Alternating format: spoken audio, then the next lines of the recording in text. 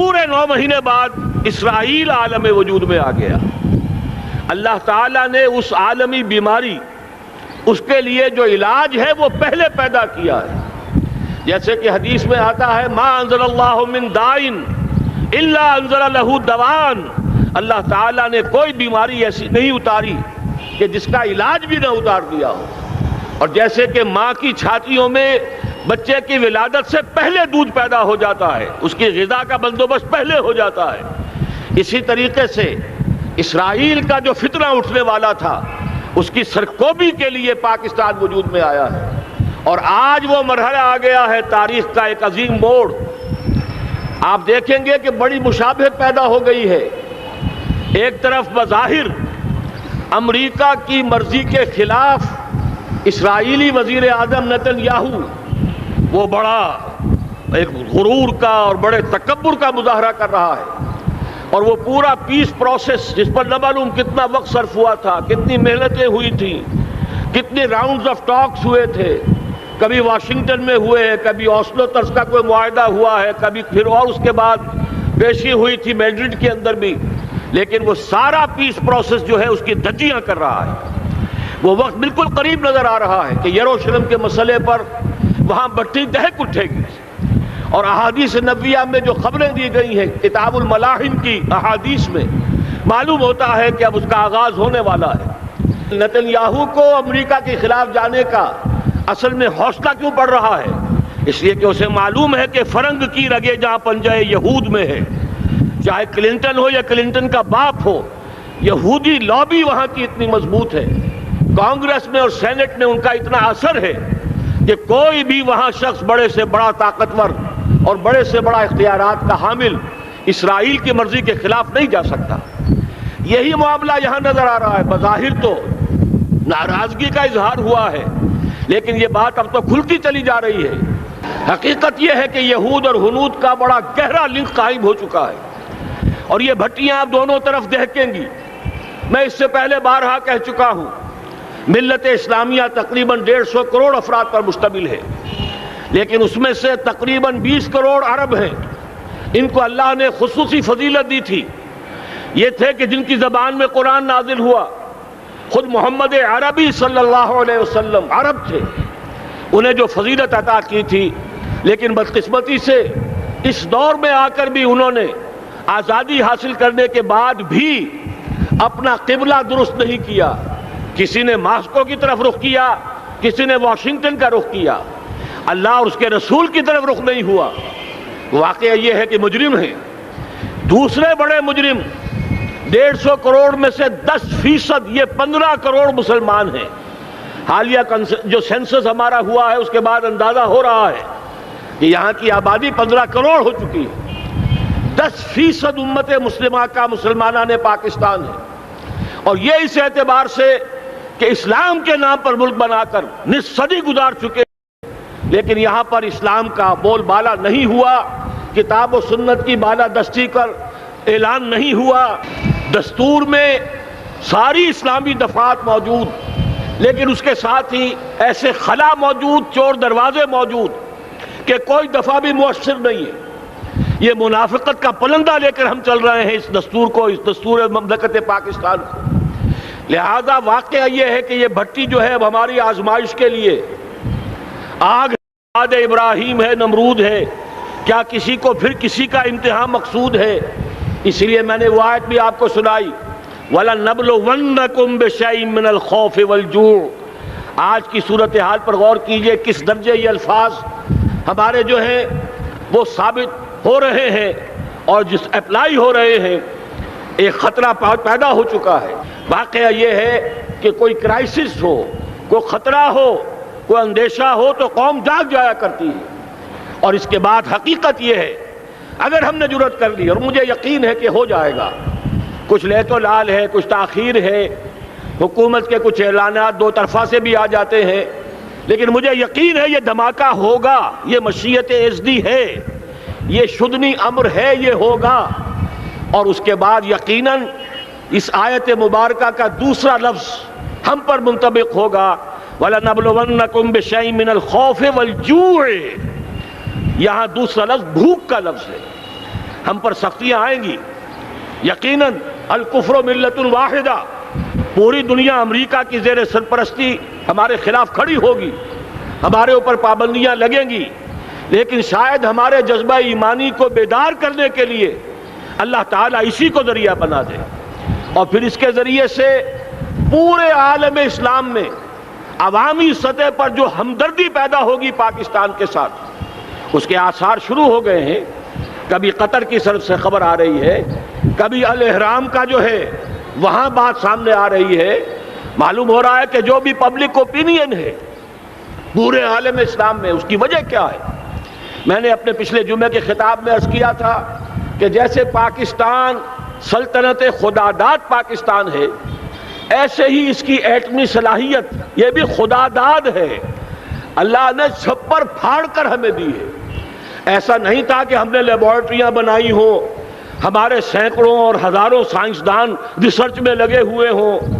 نہیں، اچانک اللہ تعالیٰ کی طرف سے ہمیں ایک نعمت غیر مترقبہ عطا ہو گئی ڈاکٹر عبدالقدیر کی شکل میں. پھر نہ معلوم کس کس ذریعے سے اس پروگرام کو آگے بڑھانے کے لیے جن پرزوں کی ضرورت تھی، کس کس ذریعے سے وہ پرزے یہاں پہنچے ہیں. یہ بھی خالص خداداد صلاحیت ہے، اور اس کو سمجھ لینا چاہیے کہ یہ ہمارے لیے ایک فرض کفایہ کے درجے میں ہے پوری امت مسلمہ کی طرف سے. اس کی وجہ کیا ہے؟ پورے عالم اسلام میں کہیں اور یہ صلاحیت موجود نہیں. کچھ ایٹمی دانت نکلنے کا امکان پیدا ہوا تھا عراق میں. آپ کو معلوم ہے کئی سال پہلے اسرائیل کے جیٹس آئے اور اس کی ایٹمی تنصیبات کو تہس نہس کر کے چلے گئے. اس کے بعد جو کچھ ہوا ہے خلیج کی جنگ میں، اس کا اگلا پچھلا کھایا پیا سارا اگلوا دیا، اور اس کے لیے جو پابندیاں ہیں شدید سے شدید تر ابھی تک چلی آ رہی. تو اچھی طرح سمجھ لیجئے کہ پورے عالم اسلام میں صرف ایک پاکستان، پوری دنیا میں صرف ایک ملک ہے جو اسلام کے نام پر بنا.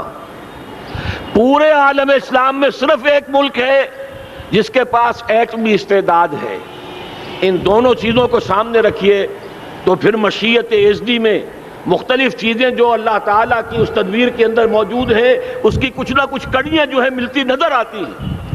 لہذا اگر یہ معاملہ ہو جاتا ہے تو یقیناً اگرچہ سختی آئے گی، وَلَنَبْلُوَنَّكُمْ بِشَيْءٍ مِّنَ الْخَوْفِ وَالْجُوعِ، لیکن ایک تو یہ کہ اس قوم کے اندر سے انشاءاللہ جذبہ ایمانی برآمد ہوگا، اس قوم کے اندر سے ایثار اور قربانی کے جذبات برآمد ہوں گے، پورے عالم اسلام کی اخلاقی سپورٹ اسے حاصل ہوگی.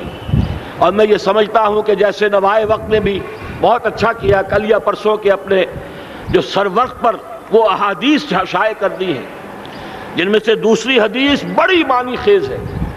حضور نے فرمایا اصابتان احرزہم اللہ من النار، دو لشکر ایسے ہیں کہ جن کو اللہ تعالیٰ نے جہنم کی آگ سے چھٹکارے کا پروانہ دے دیا. وہ لشکر جو ہیں وہ جہنم کی آگ سے چھٹکارا پا گئے. احرزہم اللہ من النار. وہ دونوں لشکر کون سے ہوں گے؟ اصابت یغزو الہند، ایک وہ کہ جو ہندوستان پر حملہ آور ہوگا، اور دوسرا وہ جو حضرت مسیح علیہ السلام کے ساتھ جبکہ ان کا نزول ہوگا، اور اللہ تعالیٰ ایک مجدد، اس آخری دور کے مجدد کی حیثیت سے حضرت مہدی کو بھی ہمارے درمیان میں سے اٹھائے گا. اور پھر جو آخری فیصلہ کن جنگ ہوگی الملحمۃ العظمیٰ، اس کے لیے یہاں سے فوجیں جائیں گی ان کی مدد کے لیے. اب ان دونوں فوجوں کو ایک حدیث میں جمع کرنے سے اندازہ کر لیجئے کہ اس کا مطلب کیا ہے. یہ علاقہ پاکستان اور اس سے ملحق افغانستان، یہ علاقہ ہے کہ جو اسلام کا گہوارہ پہلے بنے گا. یہاں سے فوجیں جائیں گی، اور دائیں بھی اور بائیں بھی، مشرق میں بھی اور مغرب میں بھی، اور یہیں سے انشاءاللہ تعالی اسلام کا جو عالمی غلبے کا جو وعدہ ہے اللہ کا، کی خبر دی ہے محمد رسول اللہ صلی اللہ علیہ وسلم نے کہ لا يبقى على الارض بیت وبر ولا مدر الا ادخلہ اللہ کلمۃ الاسلام. اس روئے ارضی پر کوئی گھر بچے گا نہ خیمہ بچے گا جس میں اللہ تعالیٰ کلمہ اسلام کو داخل نہ کر دے. وہ حدیث کے جس کے بارے میں فرمایا گیا، حضور نے ارشاد فرمایا، حضرت ثوبان سے روایت ہے کہ اللہ تعالیٰ نے میرے لیے ساری زمین کو سمیٹ دیا. ان اللہ زوالی الارض فرأیت مشارقہا و مغاربہا، میں نے اس زمین کے سارے مشرق دیکھ لیے، سارے مغرب دیکھ لیے. لیکن یہ جان لو ان امتی سیبلغ ملکھا ما ذُوِّ لِی منہا، میری امت کی حکومت ان تمام علاقوں پر قائم ہو کر رہے گی جو پوری زمین کو لپیٹ کر مجھے دکھا دیے گئے۔ یہ وعدہ پورا ہونا ہے، اور اس وعدے کا نقطۂ آغاز یہی سرزمین، اور جیسا کہ ہمیں افغانستان میں آثار نظر آ رہے ہیں، ایک خالص دینی مذہبی حکومت قائم ہو چکی ہے۔ افغانستان کا 80% علاقہ امن کا گہوارہ بن چکا ہے، علماء کی وہاں قیادت ہے اور حکومت ہے۔ یہ پاکستان اور افغانستان مل کر، جیسا کہ آپ کو یاد ہوگا میں نے جب تجویز پیش کی تھی کہ حکومت پاکستان فوراً تسلیم کرے طالبان کو، اللہ کا شکر ہے، میں یہ نہیں کہتا کہ میرے کہنے کی وجہ سے ہوا، لیکن بہرحال اللہ کا فضل ہوا کہ چند دن کے بعد ہی حکومت پاکستان نے تسلیم کر لیا طالبان کی حکومت کو۔ میری دوسری تجویز ابھی پینڈنگ ہے، پاکستان اور افغانستان کے درمیان کانفیڈریشن قائم کیا جائے۔ یہ ملک دونوں مل کر واقعتاً، کہ ایک نے واقعتاً 15 لاکھ سے زیادہ جانیں دے کر مرنا سیکھ لیا ہے، اور جو قوم مرنا سیکھ لے اسے کوئی مار نہیں سکتا، اسے کوئی شکست نہیں دے سکتا۔ اور ایک وہ قوم ہے پاکستان میں کہ جو 400 سال کی تجدیدی مساعی کے اثرات کی امین ہے، یہ اس کا تراث علمی ہے، چاہے وہ تحریک حضرت مجدد الفسانی کی تھی، چاہے وہ علمی تحریک شاہ ولی اللہ کی تھی، چاہے وہ تحریک جہاد سید احمد بریلوی کا تھا، چاہے اور جو بھی رجال عظیم پیدا ہوئے ہیں 14ویں صدی ہجری میں، ان سب کے اثرات یہاں موجود ہیں۔ یہ چیزیں مل کر وہ طاقت بنے گی کہ یہاں سے اسلام پھر پھیلے گا، مشرق کی طرف بھی مغرب کی طرف بھی۔ اصابۃ تغزو الہند و اصابۃ مع عیسیٰ ابن مریم، یہ چیزیں جو ہونی ہیں الحمدللہ میں سمجھتا ہوں کہ اب تیزی کے ساتھ حالات اس رخ پر جا رہے ہیں۔ کہیں فرمایا ان ینصرکم اللہ فلا غالب لکم، اگر اللہ تمہاری مدد کرے تو کوئی تم پر غالب نہیں آ سکتا، وَإِن یخذلکم، اور اگر خدا نہ خواستہ اللہ تعالیٰ ہی اپنی مدد تم سے کھینچ لے، واپس لے لے، سلب کر لے، ان یخذلکم، تمہیں چھوڑ دے، فمن ذا الذی ینصرکم من بعد، تو پھر کون ہے جو تمہاری مدد کر سکے گا۔ اس مرحلے پر سیاسی جماعتیں اپنے جو ان کا مزاج ہے اس کے مطابق چاہتی ہیں کہ کیپٹلائز کریں، پولیٹیکل مفادات حاصل کریں۔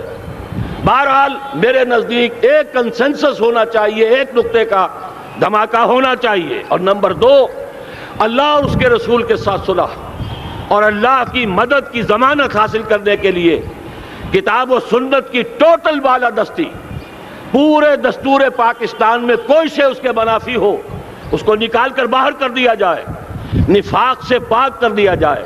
جیسے دعا ہے اللہم ربنا طہر قلوبنا من النفاق، اسی طرح دعا مانگیے کہ اللہ ہمارے ملک کے دستور کو نفاق سے پاک کر دے۔ اور وہ ساری ترامیم جن کا کہ ہم نے ایک مہم بھی چلائی تھی، وہ ترامیم جس کا تقریباً وعدہ کیا تھا نواز شریف صاحب نے، جس کے لیے 2 مرتبہ ایک محفل میں کہا تھا راجہ ظفر الحق صاحب سے کہ راجہ صاحب پھر تیاری کیجئے اور دستور کی ترمیم کا بل تیار کیجئے، لیکن یہ کہ معلوم ہوتا ہے کوئی بڑا ہاتھ ایسا تھا جس نے روک دیا ہے۔ یہی ہاتھ ہے جو آج ہمیں ایٹمی دھماکہ کرنے سے روک رہا ہے۔ ہمیں چاہیے کہ یہ دونوں دھماکے بیک وقت کریں، اور ان دونوں دھماکوں کے بعد پھر چاہے دنیا کی کوئی طاقت ہماری دشمن بن جائے، ہمارے لیے اللہ تعالیٰ کی مدد و نصرت ہوگی۔ وَلَنَبْلُوَنَّكُمْ بِشَيْءٍ مِّنَ الْخَوْفِ وَالْجُوعِ وَنَقْصٍ مِّنَ الْأَمْوَالِ وَالْأَنفُسِ وَالثَّمَرَاتِ وَبَشِّرِ الصَّابِرِينَ الَّذِينَ إِذَا أَصَابَتْهُم مُّصِيبَةٌ قَالُوا إِنَّا لِلَّهِ وَإِنَّا إِلَيْهِ رَاجِعُونَ۔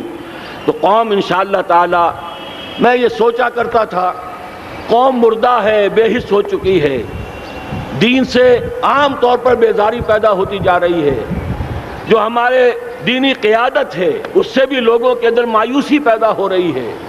کیسے ہوگا؟ میں نے بارہا کہا، جب میں یہ شواہد دیکھتا ہوں جو حدیث میں ہے، جس کی خبریں دی گئی ہیں، 400 سال کی تاریخ دیکھتا ہوں تو مجھے پاکستان کا مستقبل بہت شاندار نظر آتا ہے۔ یہ تو مشیت ایزدی میں کسی بہت اہم رول کو پلے کرنے کے لیے قائم ہوا ہے۔ جب میں زمینی حالات کو دیکھتا ہوں تو مایوسی ہوتی ہے، لیکن میں یہ سمجھتا ہوں کہ وہ وقت آ گیا ہے کہ جس میں یہ قوم جھنجھوڑی جائے۔ ایک دفعہ کا یہ جھنجھوڑا جانا انشاءاللہ تعالی ہمارے بہت سے دل اندر دور کر دے گا۔ آخر چینی کیا تھے؟ ایک 10 صدی پہلے کے چینی افیمی قوم آج کہاں سے کہاں پہنچ گئی ہے۔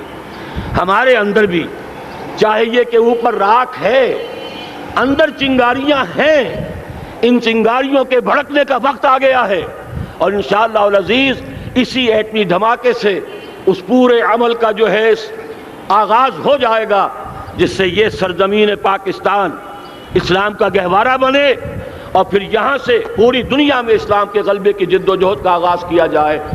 بس میں اسی پر اکتفا کر رہا ہوں۔ اللہ تعالیٰ سے دعا کرتا ہوں کہ وہ ہمارے حکمرانوں کو، اگر تو کوئی تاخیر ہو رہی ہے انتظامی امور کی وجہ سے، کوئی بات نہیں، بہرحال معاملہ ایک اچانک ہو گیا ہے، لیکن مجھے توقع ہے کہ انشاءاللہ وہ دھماکہ ہوگا اور جلد ہوگا۔ اگر کوئی تذبذب ہے تو ہم اللہ تعالیٰ سے دعا کریں گے وہ نواز شریف صاحب کے دل کو پھیر دے اور اس کے اندر استقامت پیدا کر دے، اور دوسرے یہاں کی سیاسی جماعتوں کو بھی یہ توفیق دے کہ کوئی اور سیاسی مسئلہ اس وقت نہ اٹھائیں، اور جو بھی یہاں پہ مذہبی اور دینی عناصر ہیں انہیں اللہ توفیق دے کہ وہ اس دھماکے کا مطالبہ کرنے کے ساتھ ساتھ، بلکہ میں یہ سمجھتا ہوں کہ اس سے بھی زیادہ زوردار انداز میں دستور پاکستان سے منافقت کے خاتمے اور کتاب و سنت کو سپریم لا قرار دینے کی ترمیم جو ہے اس کا دھماکہ بھی کیا جائے۔ اللہ تعالیٰ ہمیں اس کی توفیق عطا فرمائے۔